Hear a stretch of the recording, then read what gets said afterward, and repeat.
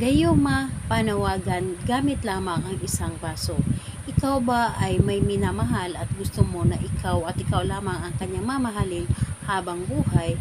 Ikaw ba ay isang nagmamahal na ayaw mo na mawala ang partner mo sa inyo? Hello mga guys, kumusta kayo? Panibagong araw, panibagong video na naman tayo. And sa araw na ito ay isa na ng video ang aking tuturo sa inyo na simpleng gabay, na simpleng pamamaraan na makakatulong sa atin. At bago ang lahat, gusto ko lang mag-disclaimer sa mga taong hindi naniniwala at hindi gusto ang mga kagaya nitong video. Please skip this video and maghanap kayo ng videos ang gustong gusto nyo, dahil ang video na ito ay para lamang ito sa mga taong naniniwala and gusto mag-try. Sa lahat po ng mga nagko-comment dito sa aking video, dito sa loob ng aking channel, mag-ingat sa lahat ng mga nagre-reply sa inyo na dinadala kayo sa kanilang WhatsApp mo upang makaiwas po tayo sa scam. Ngayon po, ituturo ko sa inyo paano magagayuma natin ang ating partner. Paano sila hindi makakawala sa atin? Paano na para bang tinatawag mo siya palagi? So, ayun po, pwede itong gawin sa parehasang kasarian, babae ito babae, lalaki ito lalaki. Siyempre naman sa ating babae at lalaki na mag-partner, and ayun, pwede ito sa magkalapit at magka-LDR. Sa paggawa natin ng ritual na ito, kailangan natin ng ating gagamitin. Kailangan mo dito maghanda ng isang clear na baso.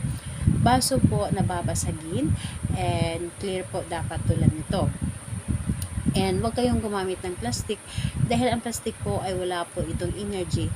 Ang babasagin na baso ay isa ito sa nakakatulong sa ating paggawa ng isang ritual na binibigyan ng energy ang ating mga ginagawa. So ayun po, yun lamang ang ating dapat na ihanda. And syempre, kailangan mo lamang i-claim sa iyong sarili na gustong mo itong gawin. Kailangan mo ito i-claim na ito ay para sa inyo. I-claim mo na hindi ka nagdududa, dapat sa inyo dapat gagawin. So ayun po, kapag ready ka na ay pwede mo na itong umpisahan.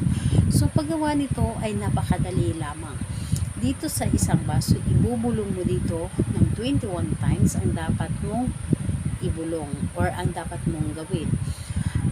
Ibubulong mo dito ng 21 times ang kanyang pangalan at ang iyong hiling, tulad po nito. Pangalan, apelyido, ako at ako lamang ang iyong mamahalin habang buhay at wala nang iba pa.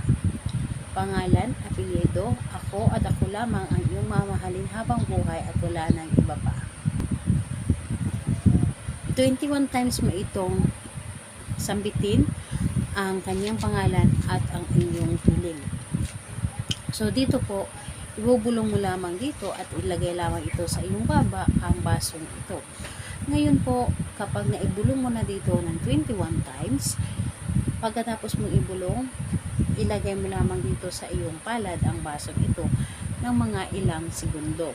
And ayun po, magmuni-muni ka muna or isipin mo lamang siya, pagganahin mo ang iyong isip at i-claim mo sa iyong sarili ang iyong mga ginagawa na ito ay agad na gumana. And huwag kang mag-isip ng mga negative kapag kayo ay gumawa ng isang ritual. And ang basong ito, ilagay mo lamang ito sa ibabaw ng inyong misa or di kaya sa ibabaw ng inyong altar or ibabaw ng inyong tsura box. Pili lamang kayo. Kailangan na ang basong ito ay hindi ito nagagalaw or hindi ito gagalawin ng ibang tao ang basong ito.